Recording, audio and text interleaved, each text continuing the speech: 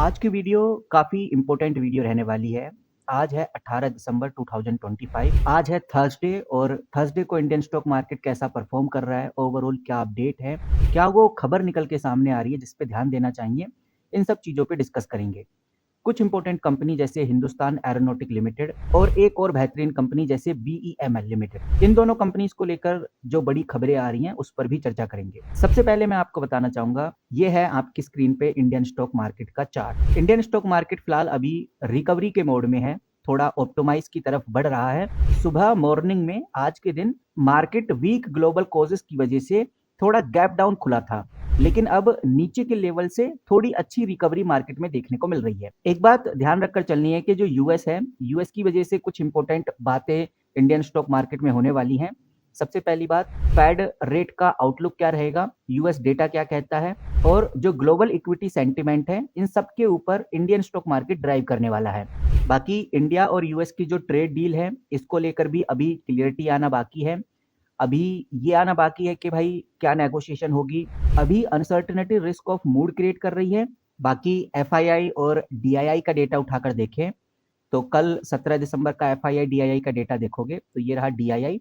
DII भी लगभग 1171 करोड़ की बाइंग पे रहे और एफआईआई भी आप देख सकते हैं लगभग 786 करोड़ की बाइंग पे रहे। कहने का मतलब दोनों ही पॉजिटिव रहे, चाहे एफआईआई की बात करें या फिर डीआईआई की बात करें। अच्छी खासी क्वांटिटी में उन्होंने 17 दिसंबर को बाइंग की, जिससे साफ नजर आता है कि जो एफआईआई है उनका इंटरेस्ट अब इंडियन स्टॉक मार्केट में धीरे धीरे बढ़ रहा है। उसके बाद जो सबसे इंपॉर्टेंट, सबसे जरूरी जो डेटा है जिसके ऊपर हमें नजर रखनी है, वो है यूएस सीपीआई इन्फ्लेशन डेटा। ये डेटा आज रात यानी कि 18 दिसंबर 2025 को आने वाला है। मैंने सीएनबीसी टीवी 18 का आर्टिकल खोला हुआ है, 17 दिसंबर 2025 का ये आर्टिकल है और इसमें साफ लिखा हुआ है कि भाई आज हमें यूएस का इन्फ्लेशन डेटा का रिकॉर्ड देखने को मिलेगा। और ये जो रिपोर्ट निकल के सामने आएगी सीपीआई की, ये बहुत इंपॉर्टेंट इसलिए क्योंकि गवर्नमेंट के स्लो डाउन खत्म होने के बाद ये पहली इन्फ्लेशन डेटा रिपोर्ट है जो कि यूएस में दिखाई जाएगी और इससे ये भी आइडिया लग जाएगा कि अब आगे फेड रेट कट डिसीजन लेंगे या फिर नहीं। यानी फेड के रेट कट का डिसीजन इस पूरे डेटा के ऊपर डिपेंड करेगा।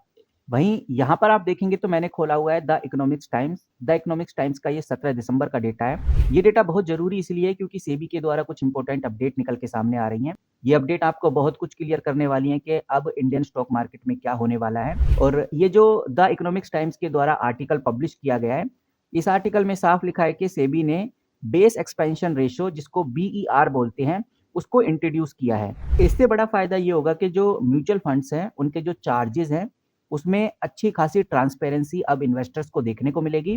इससे जितने भी एएमसी कंपनीज हैं, चाहे वो एचडीएफसी एएमसी हो, निप्पो इंडिया हो, आदित्य बिरला हो, सन लाइफ हो, इनके अंदर अच्छी वोल्टिलिटी देखने को मिलेगी, एक पॉजिटिव मूव देखने को मिलेगा।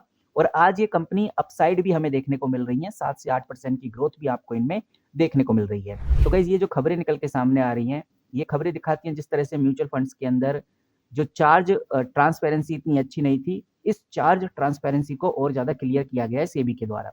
वहीं अब हम इन कंपनीज को लेकर भी बात कर लेते हैं जिसमें बीईएमएल का नाम निकल के सामने आ रहा है। उसके बाद हम डिस्कस करेंगे हिंदुस्तान एरोनॉटिक लिमिटेड को लेकर जो अपडेट आ रही है। बीईएमएल, आपको बताना चाहूंगा, एक डिफेंस पीएसयू कंपनी है। ये एक पब्लिक सेक्टर इंजीनियरिंग कंपनी है जो कि डिफेंस हो गया, रेलवे हो गया, माइनिंग हो गया, कंस्ट्रक्शन हो गया, इस तरह के सेगमेंट में ये कंपनी काम करती है। और अभी कंपनी को लेकर एक अच्छी खबर आ रही है। मैं स्क्रीनर पे हूँ, मैंने इधर बीईएमएल खोला हुआ है।